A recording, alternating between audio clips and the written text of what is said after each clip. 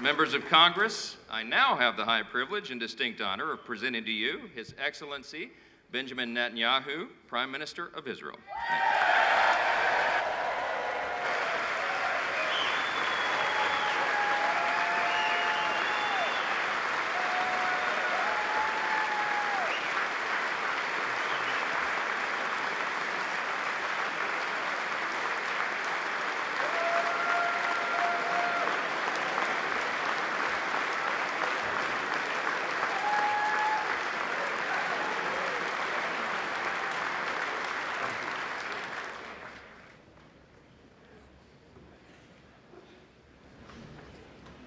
Speaker of the House, Mike Johnson, Senator Ben Cardin, Minority Leader Hakeem Jeffries, Senate Majority Leader Chuck Schumer, Senate Minority Leader Mitch McConnell, Senators, members of Congress, distinguished guests. Mr. Speaker, I want to thank you for giving me the profound honor of addressing this great citadel of democracy for the fourth time.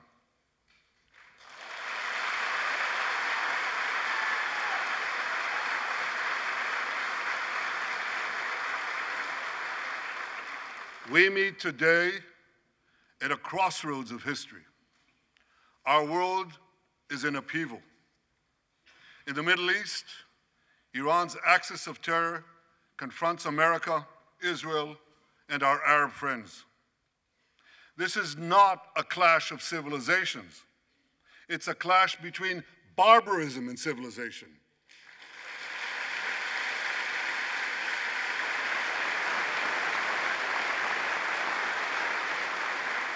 It's a clash between those who glorify death and those who sanctify life.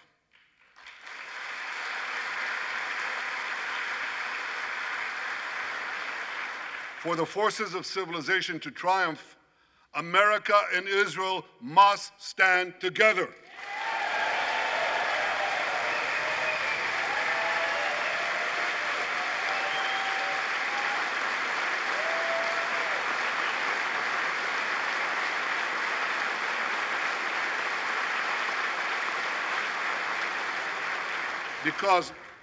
Because when we stand together, something very simple happens. We win, they lose.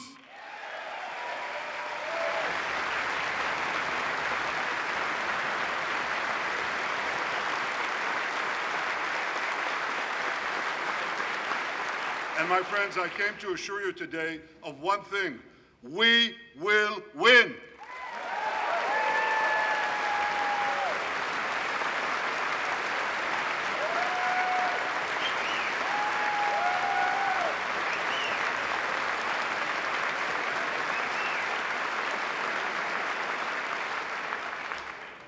Ladies and gentlemen, like December 7th, 1941, and September 11th, 2001, October 7th is a day that will forever live in infamy. It was the Jewish holiday of Simchat Torah. It began as a perfect day, not a cloud in the sky. Thousands of young Israelis were celebrating at an outdoor music festival. And suddenly, at 6:29 a.m., as children were still sleeping soundly in their beds in the towns and kibbutzim next to Gaza, suddenly heaven turned into hell.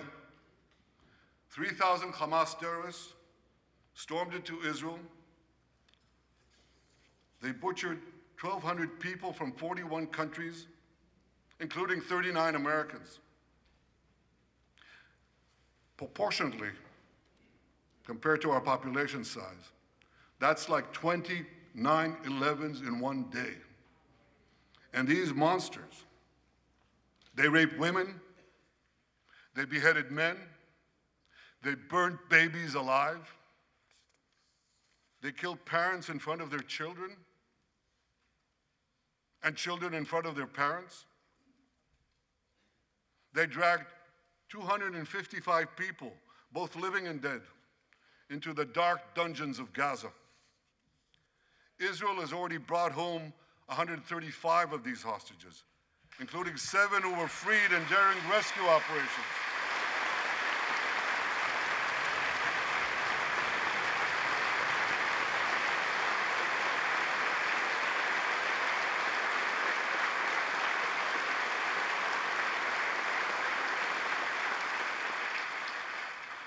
One of those freed hostages, Noor Gamani, is here in the gallery, sitting near my wife, Sarah.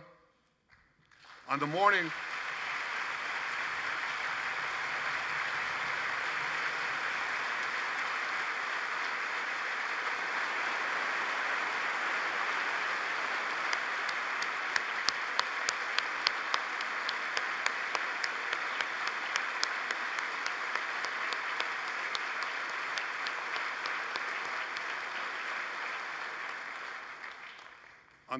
of October 7th, the entire world saw Noah's look of desperation as she was violently abducted to Gaza on the back of a motorcycle.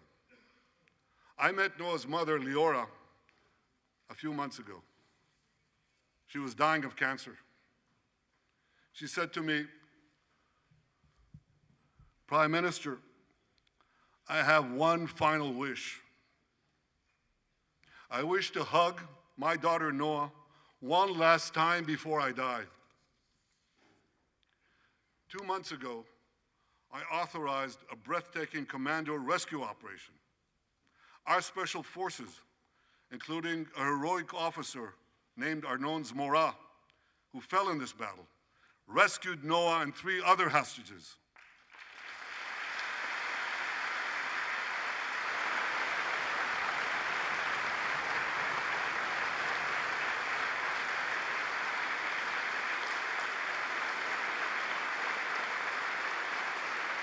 Noah, I think it's one of the most moving things. When Noah was reunited with her mother, Leora, and her mother's last wish came true. Noah, we're so thrilled to have you with us today. Thank you.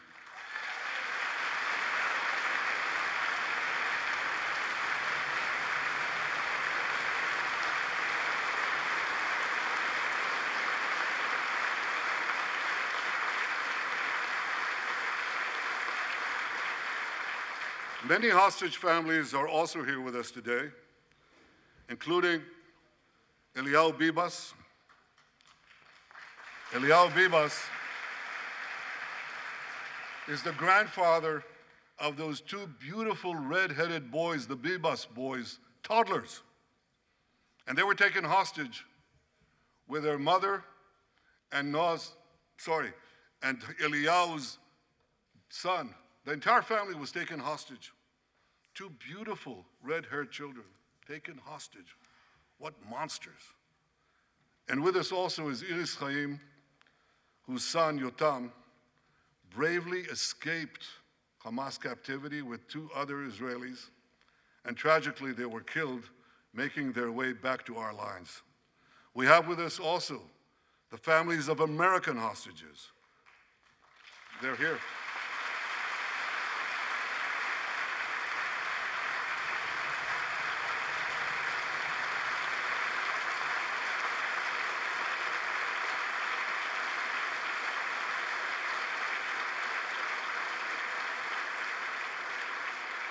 The pain these families have endured is beyond words. I met with them again yesterday, and I promised them this: I will not rest until all their loved ones are home, all of them.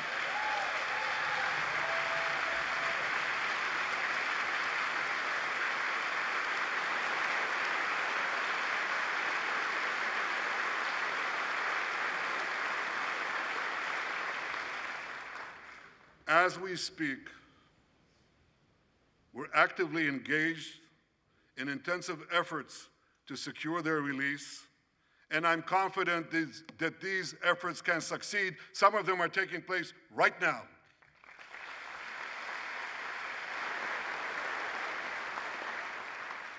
I want to thank President Biden for his tireless efforts on behalf of the hostages and for his efforts to the hostage families as well.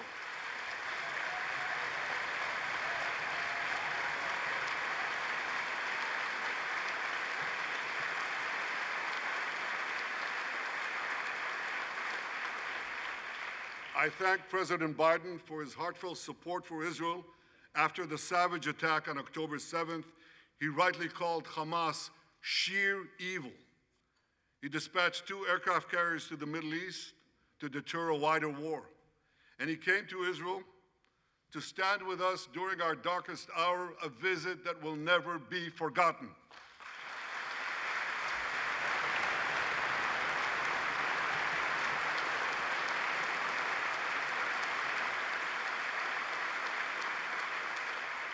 President Biden and I have known each other for over 40 years.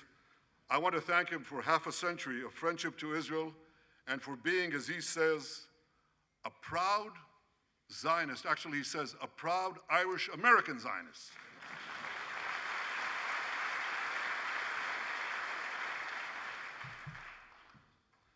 My friends, for more than 9 months, Israel's soldiers have shown boundless courage. With us today,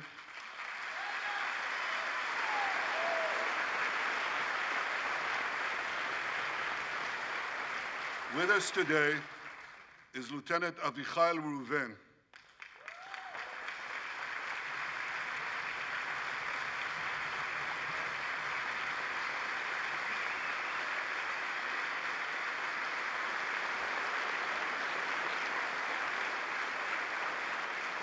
Avichai is an officer in the Israeli paratroopers. His family immigrated to Israel from Ethiopia. In the early hours of October 7th, Avichai heard the news of Hamas's bloody rampage. He put on his uniform, grabbed his rifle, but he didn't have a car. So he ran 8 miles to the front lines of Gaza to defend his people.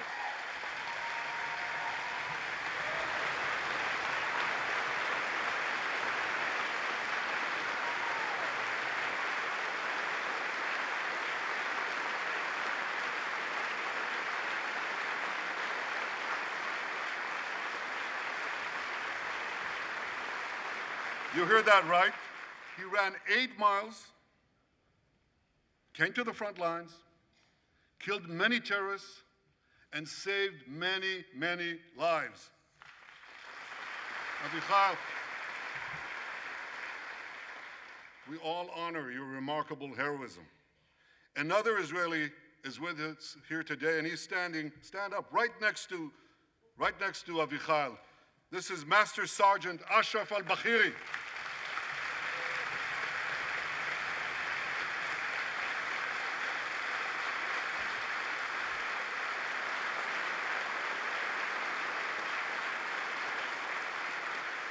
Ashraf is a Bedouin soldier from the Israeli Muslim community of Raat. On October 7th, Ashraf too killed many terrorists. First, he defended his comrades in the military base, and he then rushed to defend the neighboring communities, including the devastated community of Kibbutz Be'eri. Like Ashraf,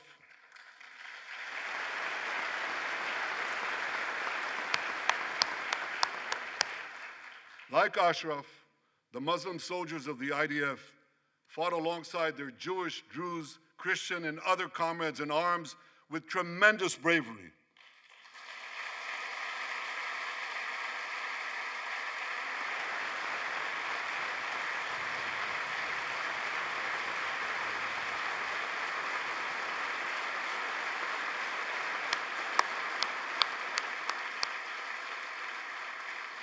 A third hero, Lieutenant Asa Sofer, is also here with us.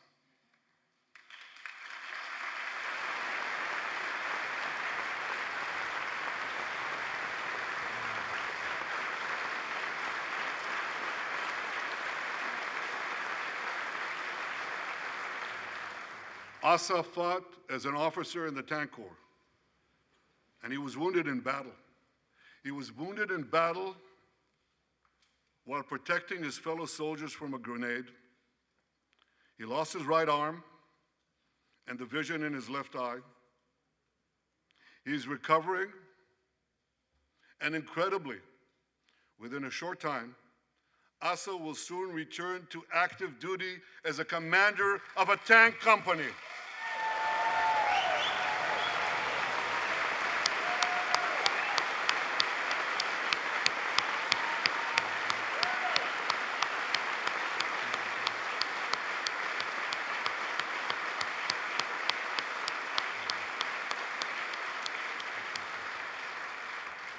I just learned there is a fourth hero here, Lieutenant Jonathan Ben Chamo, who lost a leg in Gaza and continued to fight.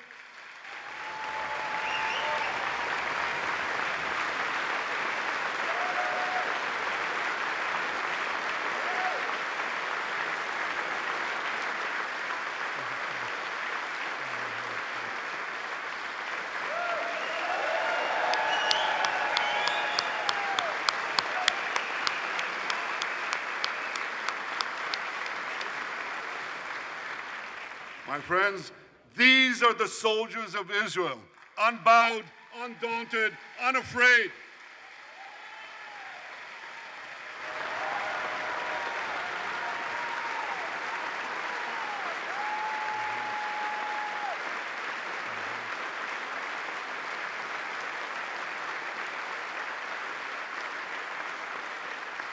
As the Bible says, Am kelavi yakum. They shall rise like lions. They have risen like lions. The lions of Judah, the lions of Israel.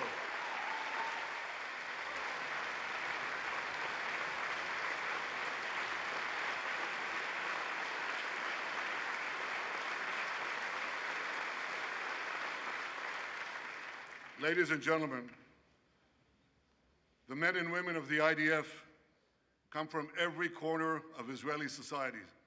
Every ethnicity, every color, every creed, left and right, religious and secular, all are imbued with the indomitable spirit of the Maccabees, the legendary Jewish warriors of antiquity. With us today is Yechiel Leiter, the father of one of those Maccabees. Yechiel's father escaped the Holocaust and found refuge in America. As a young man, Yechiel moved to Israel and raised a family of 8 children. He named his eldest son, Moshe, after his late father. Moshe became an exemplary officer in one of our elite commando units.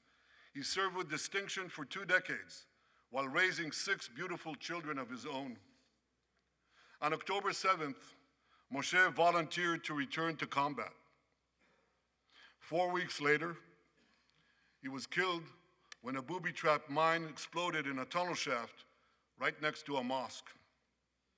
At his son's funeral, Yechiel said this: "If the state of Israel had not been established after the Holocaust, the image engraved in our collective memory would have been the photograph of that helpless Jewish boy in the Warsaw Ghetto holding his hands up in the air with Nazi rifles pointed at him. But because of the birth of Israel," Yechiel continued, "because of the courage of soldiers like my son Moshe, the Jewish people are no longer helpless in the face of our enemies."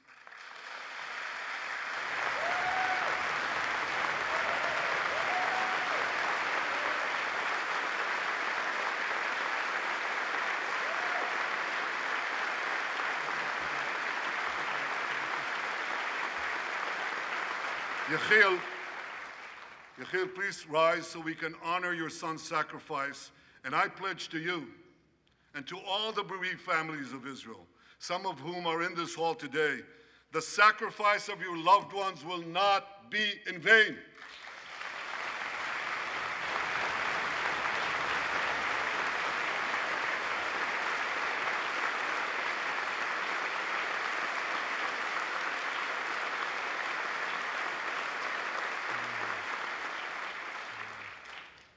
It will not be in vain because for Israel, Never again must never be an empty promise. It must always remain a sacred vow. And after October 7th, never again is now.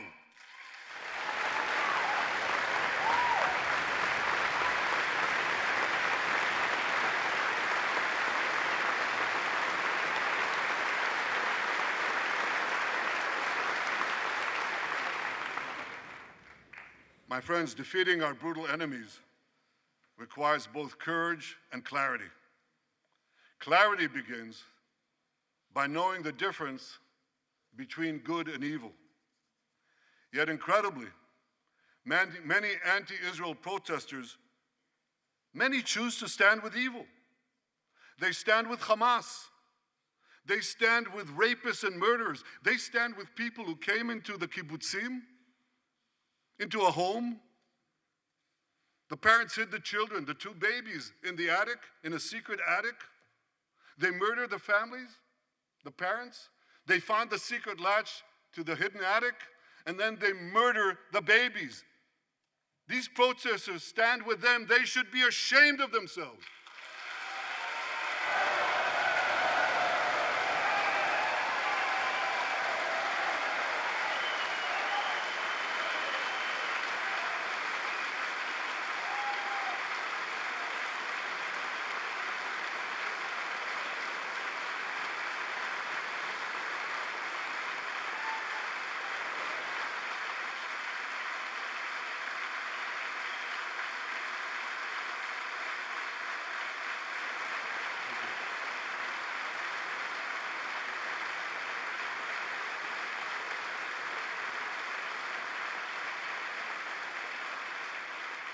They refuse to make the simple distinction between those who target terrorists and those who target civilians, between the democratic state of Israel and the terrorist thugs of Hamas. We recently learned from the National Security Director, U.S. Director of National Intelligence, that Iran is funding and promoting anti-Israel protests in America. They want to disrupt America. So these protesters burn American flags even on the 4th of July. And I wish to salute the fraternity brothers at the University of North Carolina who protected the American flag against these anti-Israel protesters.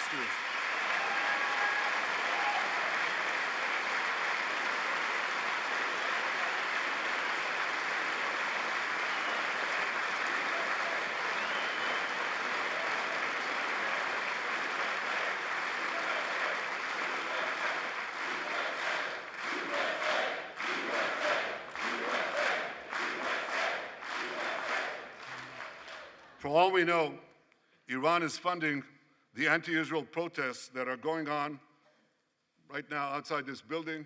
Not that many, but they're there, and throughout the city. Well, I have a message for these protesters. When the tyrants of Tehran, who hang gays from cranes and murder women for not covering their hair, are praising, promoting, and funding you, you have officially become Iran's useful idiots.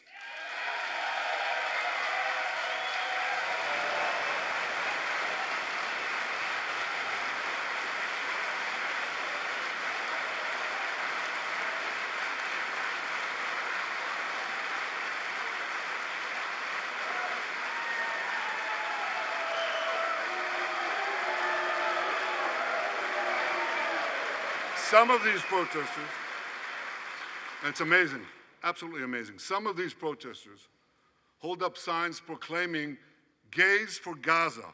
They might as well hold up signs saying chickens for KFC.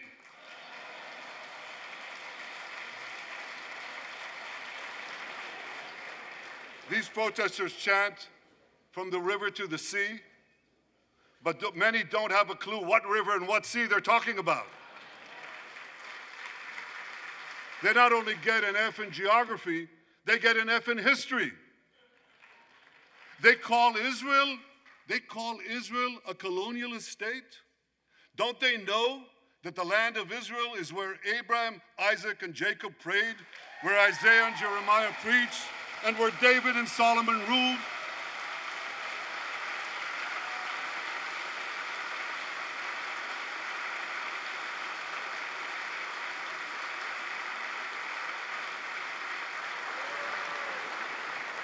For nearly 4,000 years, the land of Israel has been the homeland of the Jewish people.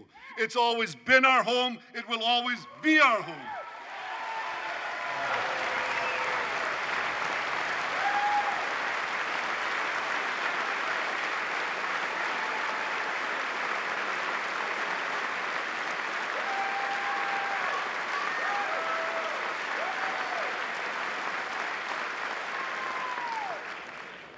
It's not only the campus protesters who get it wrong.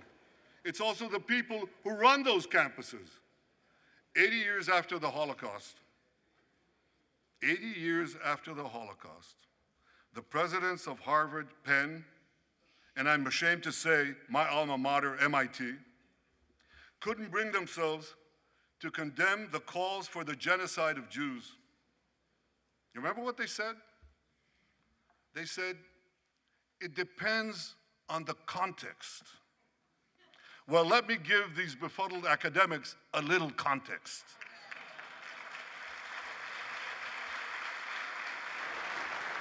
Anti-Semitism is the world's oldest hatred. For centuries, the massacre of Jews was always preceded by wild accusations. We were accused of everything from poisoning wells to spreading plagues, to using the blood of slaughtered children to bake Passover matzahs. These preposterous anti-Semitic lies led to persecution, mass murder, and ultimately to history's worst genocide, the Holocaust. Now, just as malicious lies were leveled for centuries at the Jewish people, malicious lies are now being leveled at the Jewish state.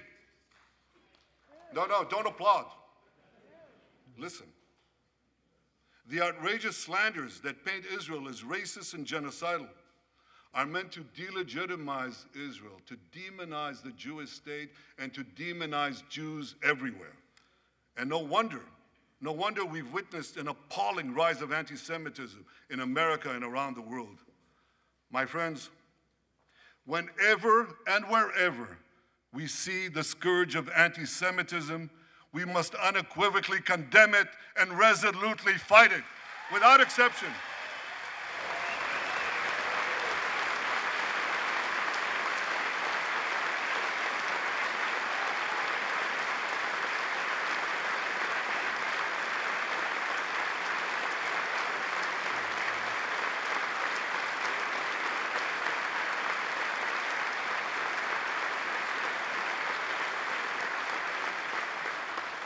And don't be fooled when the blood libels against the Jewish state come from people who wear fancy silk robes and speak in lofty tones about law and justice. Here's a case in point. The prosecutor of the International Criminal Court has shamefully accused Israel of deliberately starving the people of Gaza. This is utter, complete nonsense. It's a complete fabrication.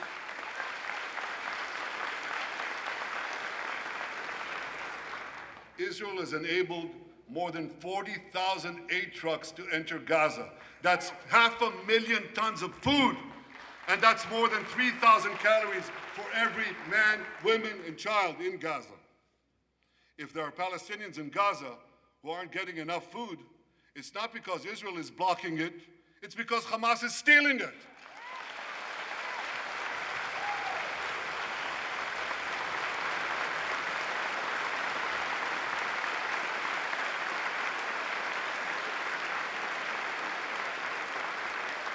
So much for that lie, but here's another. The ICC prosecutor accuses Israel of deliberately targeting civilians. What in God's green earth is he talking about? The IDF has dropped millions of flyers, sent millions of text messages, made hundreds of thousands of phone calls to get Palestinian civilians out of harm's way. But at the same time, Hamas does everything in its power to put Palestinian civilians in harm's way. They fire rockets from schools, from hospitals, from mosques. They even shoot their own people when they try to leave the war zone. A senior Hamas official, Fatri Hamad, boasted, listen to this, he boasted that Palestinian women and children excel at being human shields. His words, excel at being human shields. What monstrous evil. For Israel, every civilian death is a tragedy. For Hamas, it's a strategy. They actually want Palestinian civilians to die so that Israel will be smeared in the international media and be pressured to end the war before it's won. This would enable Hamas to survive another day and, as they vowed, to carry out October 7th again and again and again. Well, I want to assure you, no matter what pressure is brought to bear, I will never allow that to happen.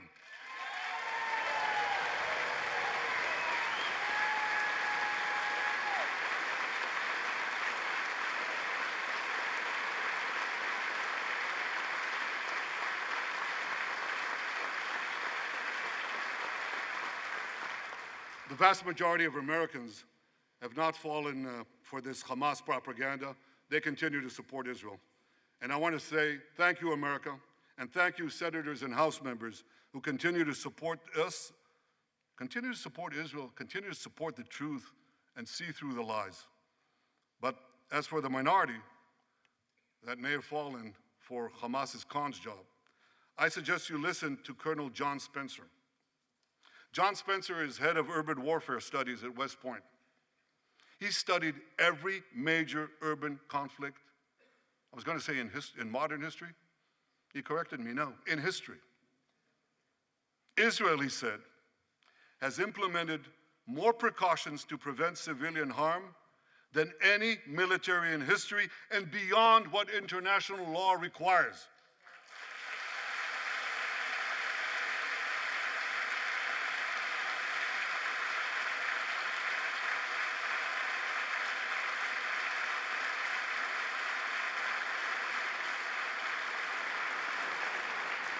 That's why, despite all the lies you've heard, the war in Gaza has one of the lowest ratios of combatants to non-combatants casualties in the history of urban warfare.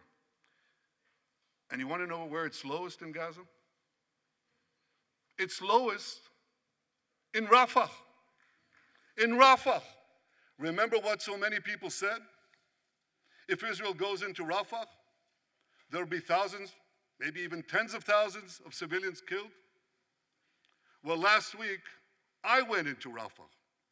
I visited our troops as they finished fighting Hamas's remaining terrorist battalions. I asked the commander there, how many terrorists did you take out in Rafah? He gave me an exact number, 1,203. I asked him, how many civilians were killed? He said, Prime Minister, practically none, with the exception of a single incident where shrapnel from a bomb hit a Hamas weapons depot and unintentionally killed 24 people.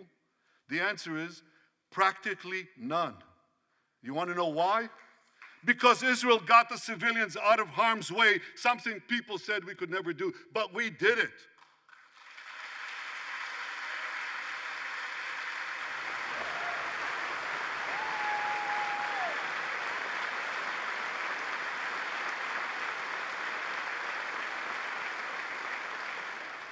These heroes here today, the heroic soldiers of Israel, should not be condemned for how they're conducting the war in Gaza. They should be commended for it.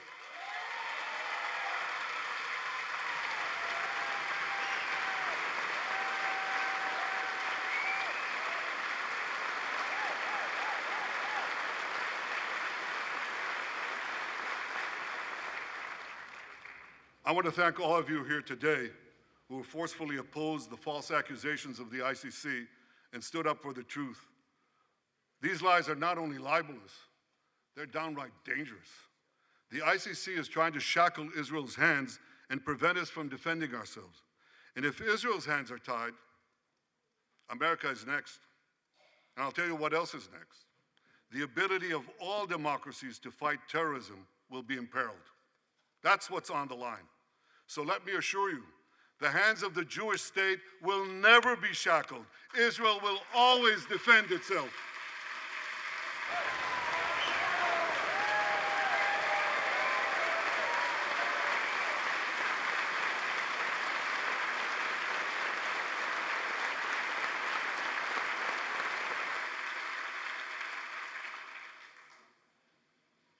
My friends, in the Middle East, Iran is virtually behind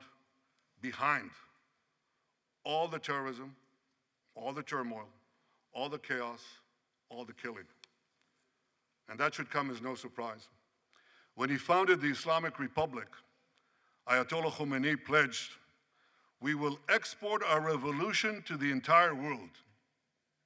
We will export the Islamic revolution to the entire world. Now ask yourself, which country ultimately stands in the way of Iran's maniacal plans to impose radical Islam on the world? And the answer is clear. It's America, the guardian of Western civilization and the world's greatest power.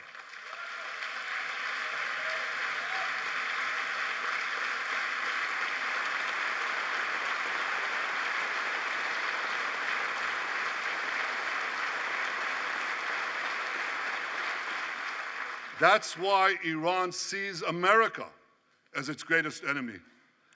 Last month, we heard a revealing comment, ostensibly about the war in Gaza, but about something else. It came from the foreign minister of Iran's proxy, Hezbollah, and he said this: "This is not a war with Israel. Israel," he said, "is merely a tool. The main war, the real war, is with America." Iran's regime has been fighting America from the moment it came to power. In 1979, it stormed the American embassy. It held scores of Americans hostage for 444 days. Since then, Iran's terrorist proxies have targeted America in the Middle East and beyond. In Beirut, they killed 241 US servicemen. In Africa, they bombed American embassies. In Iraq, they supplied explosives to maim and kill thousands of American soldiers. In America, they actually sent death squads. They sent death squads here to murder a former Secretary of State and a former National Security Advisor. And as we recently learned, they even brazenly threatened to assassinate President Trump. But Iran understands that to truly challenge America, it must first conquer the Middle East. And for this, it uses its many proxies, including the Houthis, Hezbollah, and Hamas. Yet in the heart of the Middle East, standing in Iran's way, is one proud pro-American democracy, my country, the State of Israel.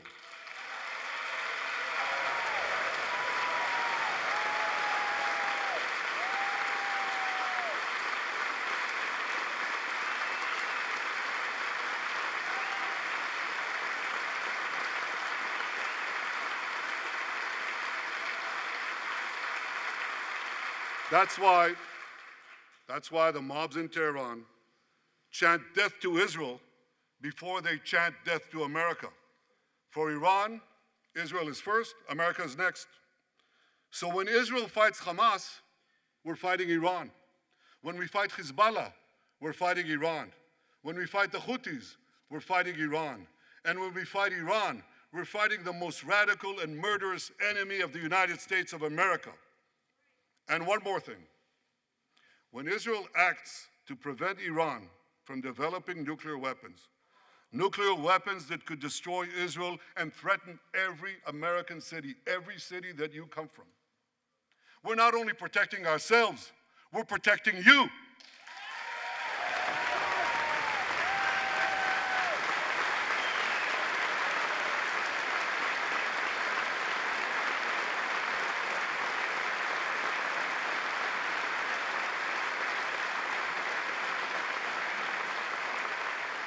My friends, if you remember one thing from the speech, remember this: our enemies are your enemies. Our fight is your fight, and our victory will be your victory.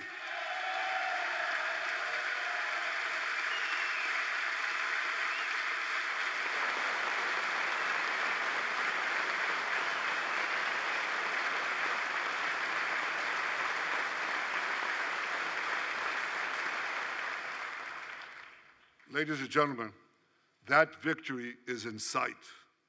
Israel's defeat of Hamas will be a powerful blow to Iran's axis of terror. Another part of that axis, Hezbollah, attacked Israel on October 8th, a day after the Hamas attack. It has launched thousands of missiles and drones against us.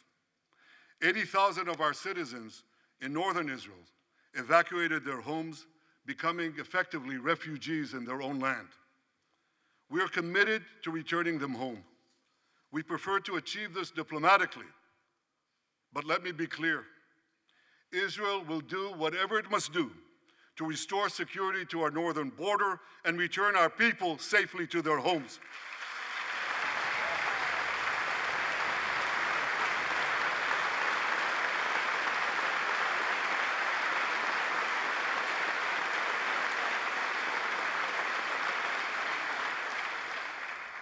Last Friday, a third Iranian proxy, the Houthis, attacked Tel Aviv with a deadly drone. It exploded a few hundred feet from the American consulate, killing one person and injuring 9. On Saturday, I authorized a swift response to that attack. All our enemies should know this. Those who attack Israel will pay a very heavy price. And as we defend ourselves,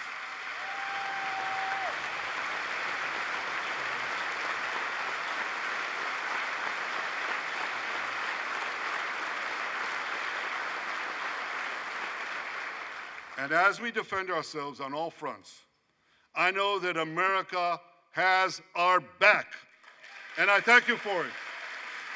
All sides of the aisle, thank you.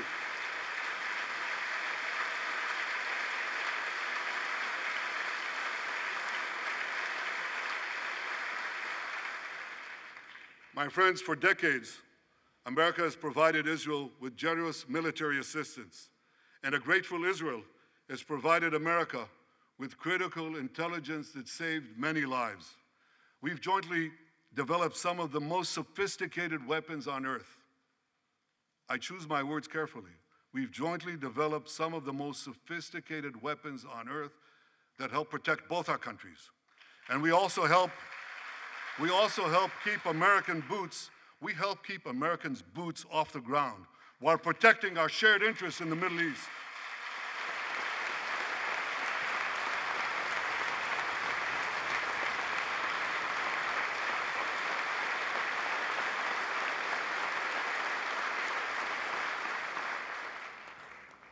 I deeply appreciate America's support, including in this current war. But this is an exceptional moment. Fast-tracking U.S. military aid can dramatically expedite an end to the war in Gaza and help prevent a broader war in the Middle East. In World War II, as Britain fought on the front lines of civilization, Winston Churchill appealed to Americans with these famous words: "Give us the tools and we'll finish the job." Today, as Israel fights on the front line of civilization, I too appeal to America. Give us the tools faster and we'll finish the job faster.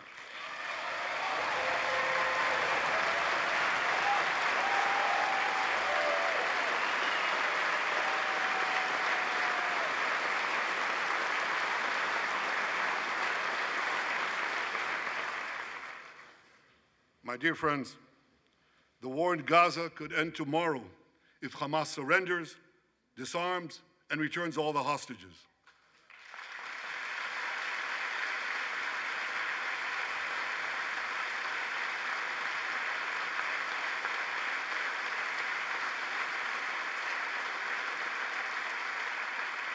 But if they don't, Israel will fight until we destroy Hamas's military capabilities, end its rule in Gaza, and bring all our hostages home.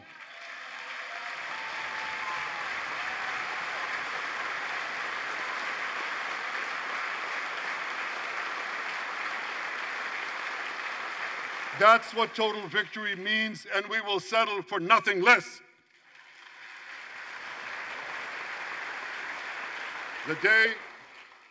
The day after we defeat Hamas, a new Gaza can emerge. My vision for that day is of a demilitarized and de-radicalized Gaza. Israel does not seek to resettle Gaza, but for the foreseeable future, We must retain overriding security control there to prevent the resurgence of terror, to ensure that Gaza never again poses a threat to Israel.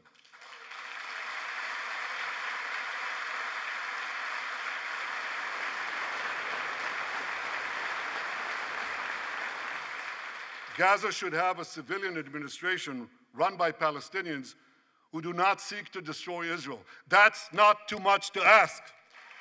It's a fundamental thing that we have a right to demand and to receive.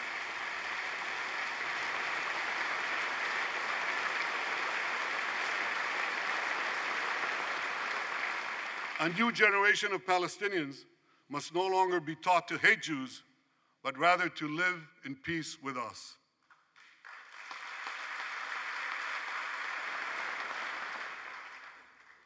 Those twin words, demilitarization and de-radicalization, those two concepts were applied to Germany and Japan after World War II, and that led to decades of peace, prosperity, and security. Following our victory, with the help of regional partners, the demilitarization and de-radicalization of Gaza can also lead to a future of security, prosperity, and peace. That's my vision for Gaza.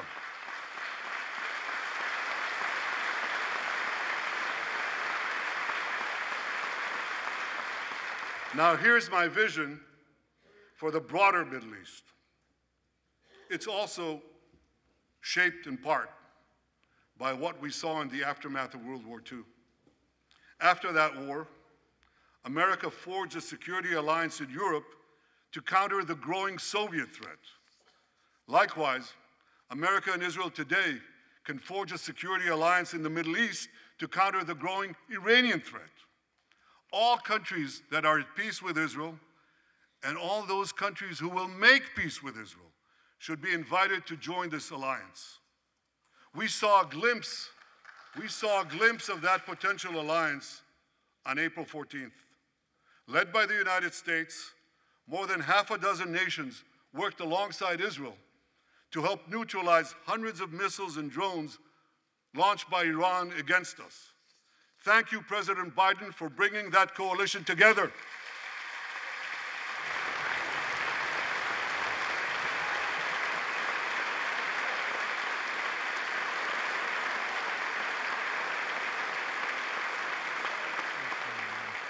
The new alliance I envisioned would be a natural extension of the groundbreaking Abraham Accords. Those accords saw peace forged between Israel and 4 Arab countries, and they were supported by Republicans and Democrats alike.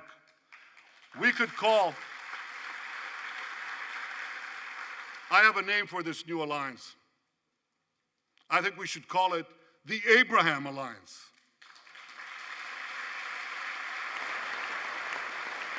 I want to thank President Trump for his leadership in brokering the historic Abraham Accords.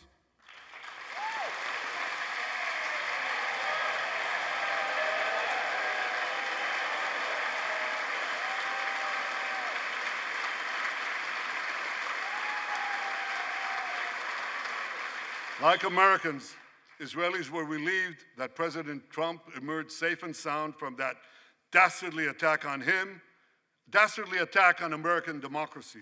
There is no room for political violence in democracies.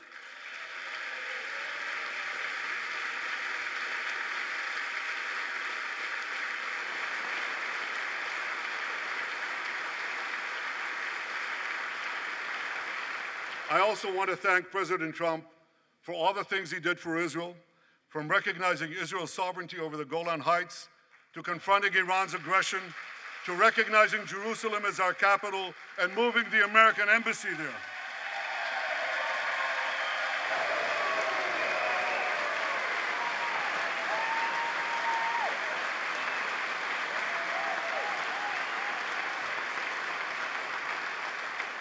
That's Jerusalem, our eternal capital, never to be divided again.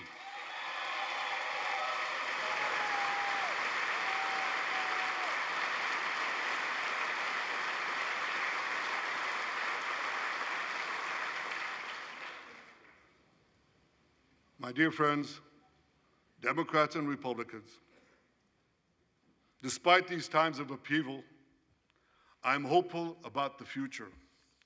I'm hopeful about Israel because my people, the Jewish people, emerged from the depths of hell, from dispossession and genocide. And against all odds, we restored our sovereignty in our ancient homeland.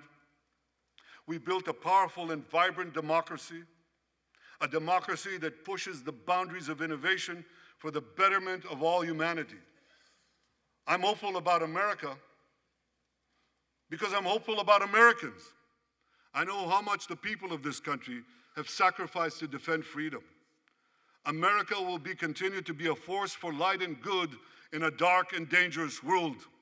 For free peoples everywhere, America remains the beacon of liberty its extraordinary founders envisioned back in 1776.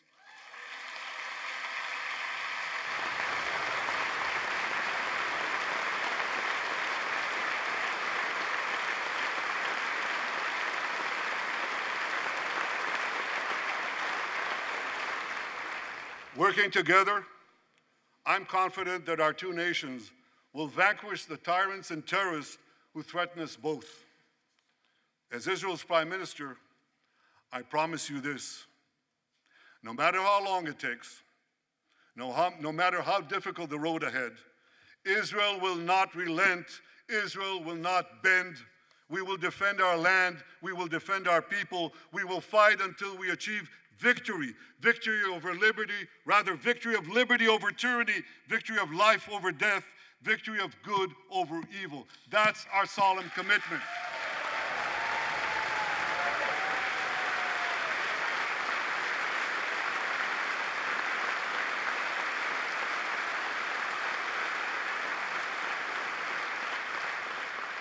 And we will continue to work with the United States and our Arab partners to transform a troubled region from a backwater of repression, poverty, and war into a thriving oasis of dignity, prosperity, and peace.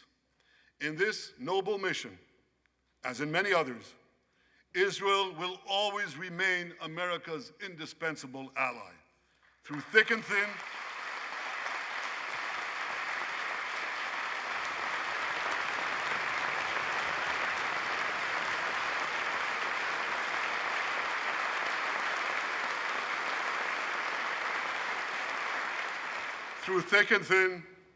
in good times and in bad, Israel will always be your loyal friend and your steadfast partner. On behalf of the people of Israel, I came here today to say thank you, America. Thank you for your support and solidarity. Thank you for standing in Israel, with Israel, in our hour of need.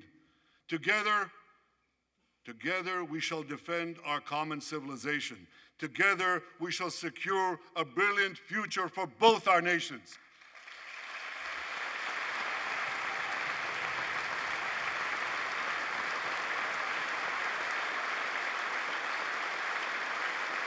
May God bless Israel, may God bless America, and may God bless the great alliance between Israel and America forever.